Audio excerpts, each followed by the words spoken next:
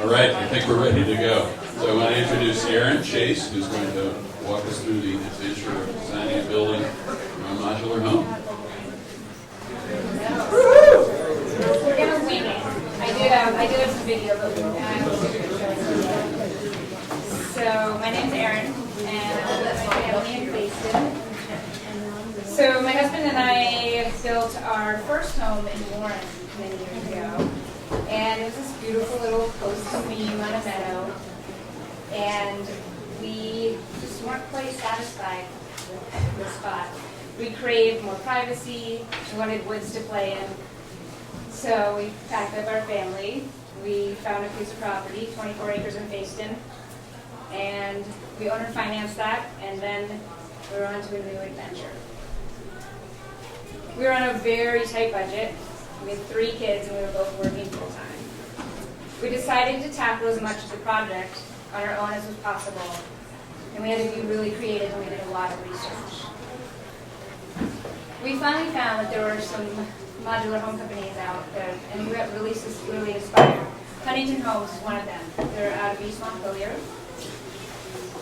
And these are some of the homes that they've built. And you'll notice that all of these homes, there's something similar about that. And that's that they're staying inside the box. And that's what I want to talk about a little bit today.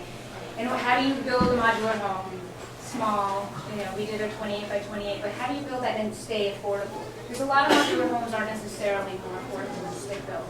So we were able to do that with, within the guidelines. And there's also some advantages to modular prefab or off-site construction, as it can be called. It offers faster completion of the home, fewer labor hours, reduces energy use and waste of materials. It offers also lower fees for the building design and specifications on site. There's fixed pricing on the factory-built portions. That's key to remember. And that dramatically reduces or eliminates the risk of scope changes and cost overruns. So you really have a controlled cost from when that modular is set, or up until that modular is set. And then also a controlled building process minimizes waste, isn't subject to weather delays, and is more comfortable for the employees to work in. And we chose Huntington Homes because they were just in East Montpelier, so there wasn't a big delivery charge. The carbon footprint of the project was very low. So again, this is what so Jason from Huntington Homes, when we went to talk to him, we're like, how do we do this? How do we keep this home affordable? And he's like, embrace the box. So that's where it's simpler. The simpler the envelope, the least expensive the envelope. So that frees up more money for those custom, fun little interior and exterior options that you have. So this is also key by not putting in dormers and lots of bump outs and changing lines, that it creates durability and longevity for the house, and really it has a quality of life in a small space.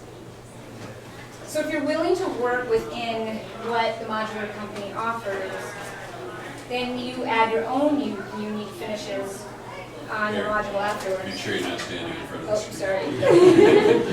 Can you put the mic close to your mouth? You can't hear? Okay. It's all right. I think we'll run it after. It's kind of cool after.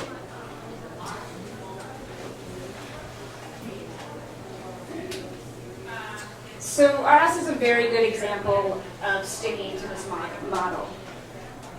Our shape was easily broken down into four modules, and then there's the last one came in on the roof came in on one more truck. We stuck to a lot of the packages that Huntington offered.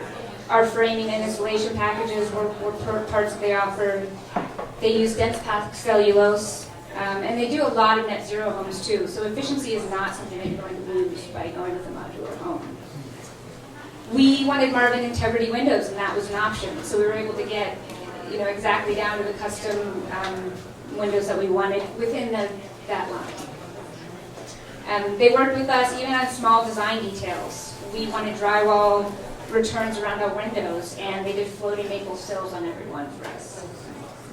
So this again stuck to our design, our creative ideas, but still stuck within the budget. We chose doors and cabinets and some bathroom fixtures, which Huntington offered. And we stuck to stock upgrades without sacrificing the style we wanted. And then we installed most of the interior and the exterior on our own. This is when my son Oliver and I went to the factory, which is great because you're like having a place close to us. We were able to go and tour the factory and actually see our house. So these are some of our modules. So you can see, yeah, actually this is kind of on this one, but I'll show you another, but where they did the drywall returns, so there's no trim on any of the windows. And then they were packed up and ready to go.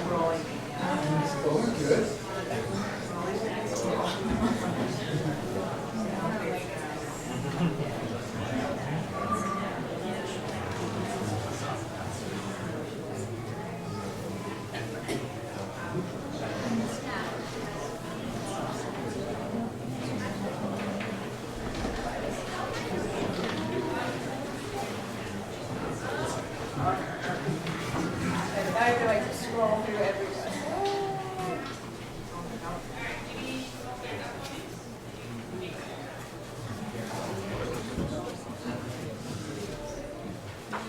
So I wanted to tell you a little bit about the timeline. And this was really important to us. We were in temporary rental housing, almost homeless for a while, couch surfing with 3 kids. So time was of the essence. And so we paid our dry deposit, which was $1,000, and that was in mid-June. We signed the contract in August. Production drawings were done by the end of September. Modules went into production on October 1st and were finished by October 20th. The house was set in a day. And this is where you would see the time-lapse video of the house being set if we had this going. So we actually kind of made a party of it. People came over and barbecued and watched the house. So again, I'm going to emphasize that the controlled cost of the modular project is a massive benefit when you're on a budget. There's always those unknown costs, and when it comes to developing a piece of land, especially in rural Vermont, you'll know.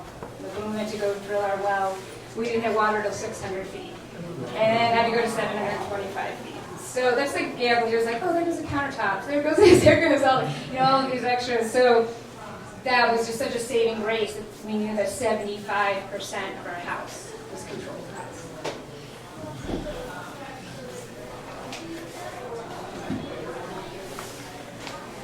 So that was the easy part. That was the smooth transition into building a home. Then it wasn't quite as romantic. Completing a modular project is a lot of work. Most people hire a construction crew to finish the job, but we decided to take it on. That was how we could make it financially feasible. Alex and I were both working full-time, very crazy experience. Ollie was in elementary school, Jamie just started high school, and Ryder had just turned 2 in October. It was a lot of late nights and never free weekends to play. It was late fall. Alex would go to the house after work, crash on a mattress sometimes late into the night. There was no heat, running water, or septic. But by the end of November, when our seasonal rental was up, and we had couch surfed for a little while, we moved our family into the unfinished house. There we go. Embrace the box. So this was the very start. And then we started to have fun. We started using a lot of mixed materials. You can see here we have metal siding mixed with chaussure divan accents. Rain screen. Pardon? Rain screen. Is there a space behind all What this? was the material we did behind the metal siding? It's just metal beads. Oh, because the metal was And channeled. we did fern strips behind the issue too. You can see here's the stages. So when we first moved in, there's our stairwell. We lived with that for quite a while. You can see the seam of the modules, which is where that top module met the bottom module. And then we added, again, we did a Shosuniban step with a copper back. And look how it's aged. Something about that, it was a lot of fun, and you start to kind of get a relationship with your house for sure. Some fun little details we did with Huntington. Again, these are the fixed windows with the drywall return. And again, this was not an extra add-on at all, fixed within their price. In our bathroom, another fun material, we did laminate. We did a Wilson Art laminate as an accent wall on the back. And for cost savings, we stuck to a really simple subway tile so that we could then choose a fun stone tile for the floor. You can see the maple sill right there floating on that window.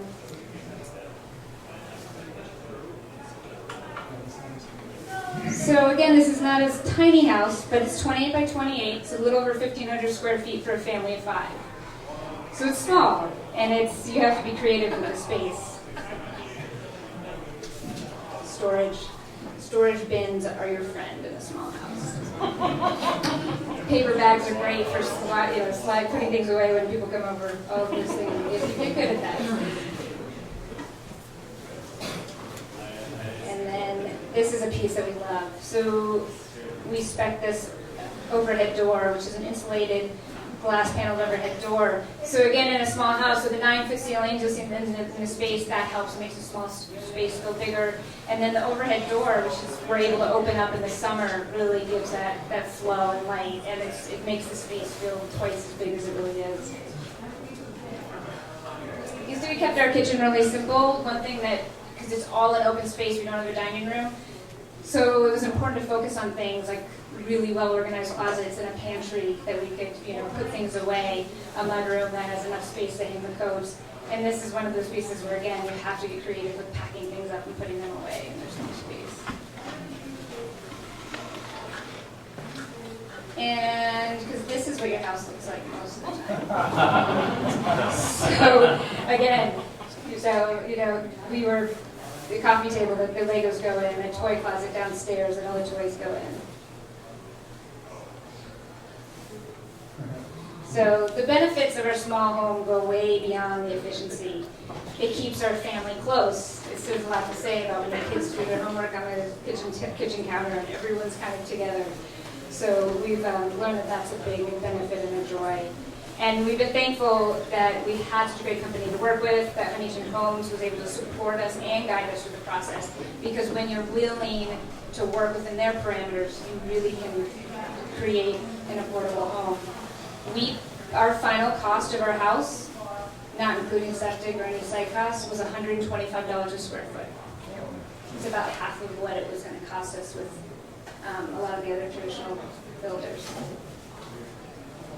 I wish I had a more updated picture, but here you go. It's getting there. And it's a never-ending project as part of building your own home, even with the help of a modular company. It kind of just becomes part of your story. Sorry about the glitches. I wanted to, I don't know if we can show that movie. Let me show the clip. It's not a big deal. Is it next? Questions? So you said 125, was that with, you did the inside? That's with our with labor. your material cost? Your labor and the awesome material cost that you guys went to buy. That's exactly what it covered. What is it, like you did sheetrock? So they did a lot of the sheetrock was already on, so see those modules here. So there's the seams and the patches, and then there's the marriage wall seams. There are a couple doors that we had to put in, a couple windows where those seams came together. But besides that, sheetrock was done, the toilets were in, the cabinets were in the kitchen, lighting was in, interior doors. Yes. Was there a basement below? Yes, we do have a basement. Finishing. Yes, finish that out. exactly. It's not finished, but it's a, dry space. Exactly. You said it's not part of The it. walls, the walls poured or blocked or? They were poured and then a walkout on the back, on the north side. Yeah. And then the upstairs has it's a shed roof with a 4-foot knee wall. On the second floor. Did you drill a well before or after? We drilled up dirt, like that was the, oh my gosh. Yeah. So we actually don't have central heat. We have a heat pump, we have a wood stove in the basement, and the chimney runs up through the living room, and it's a cinder block chimney, it gives a lot of heat off. And then we have a Renai for backup. Yeah.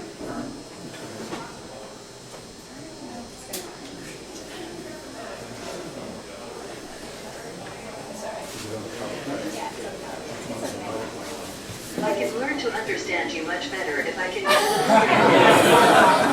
your permission to help.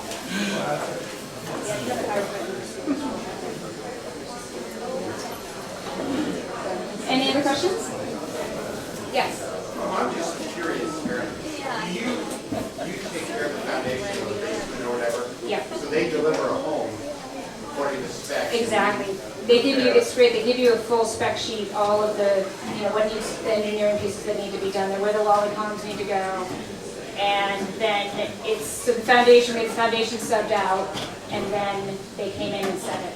So the price that you get from Huntington Homes is for the house itself? But that 120, right, exactly, but the 125 includes the cost of foundation, that number does. Thanks. Said it didn't include the It did include foundation, yeah. So it included everything except, well, septic, which is typically in a house cost price. And then it was 28 by 28, 28 by 28. and then you had total 1,500 square foot, is that what you said? It's a little more than that, Including your basement footage. not of living space.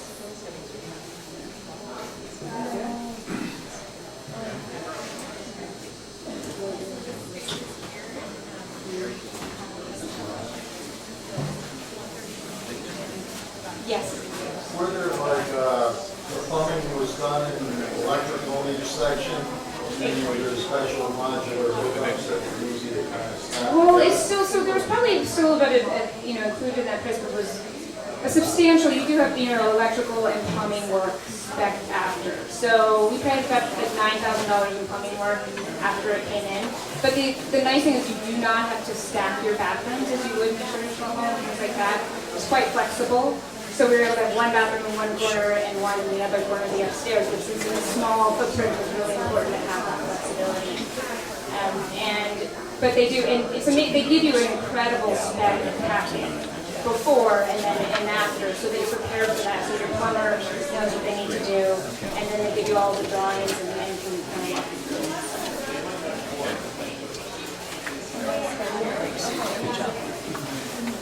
Right?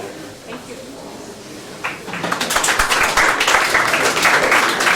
Thank you so much, Erin. Erin's going to take questions out in the kids maker space, and we're going to start our next program in 2.5 minutes. Someone, please, start counting in your head.